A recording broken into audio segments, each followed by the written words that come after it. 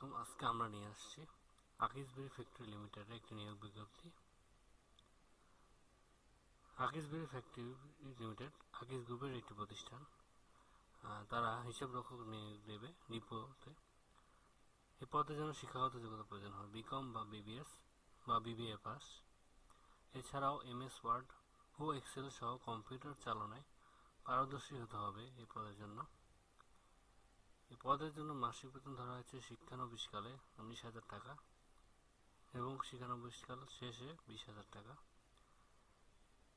এই পদের কর্মস্থল হবে স্ব বিভাগ, নিজ বিভাগে আপনি চাকরি করতে পারবেন এই পদে যদি আপনি উত্তীর্ণ হন, যোগ্য হন।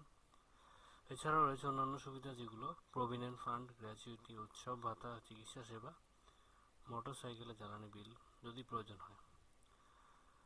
আর এই পদের জন্য আবেদনের শেষ তারিখ রয়েছে 30 নভেম্বর 2024।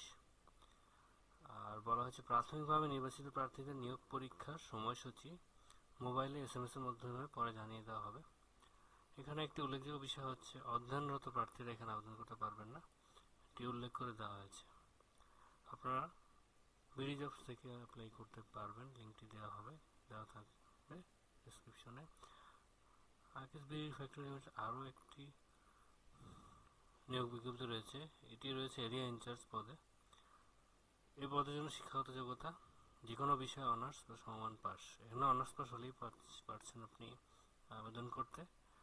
এখানে একটি উল্লেখযোগ্য বিষয় হচ্ছে প্রার্থীর নিজস্ব বৈধ ড্রাইভিং লাইসেন্স সহ মোটরসাইকেল থাকতে হবে অবশ্যই।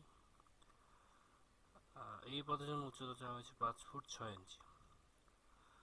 এই পদের জন্য মাসিক বেতন শিক্ষানবিশকালে বলা হয়েছে ধরা হয়েছে 24,000 টাকা এবং শিক্ষানবিশকাল শেষ হলে 26,000 টাকা।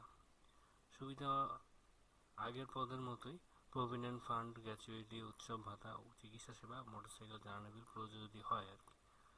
এই পদেরও কর্মস্থল নিজ নিজ বিভাগে।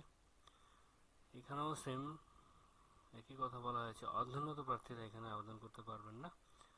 এই পদের জন্য আবেদনের শেষ তারিখ বলা হয়েছে 30 নভেম্বর 2024। প্রাথমিকভাবে নির্বাচিত প্রার্থীর নিয়োগ পরীক্ষার সময়সূচি এইটাতেও মোবাইল SMS এর মাধ্যমে জানিয়ে দেওয়া হবে। এই পদেও আপনারা বিডি জবস মধ্যে অ্যাপ্লাই করতে পারবেন। তো যারা আগ্রহী তারা আবেদন করে ফেলুন। এটুকুই ছিল আলোচনা। আসসালামু আলাইকুম। ইনশাআল্লাহ পরে আবার ভিডিও নিয়ে আমরা চলে আসবো, যে কোনো ভিডিও। এই পর্যন্ত শুভকামনা, সাহায্য।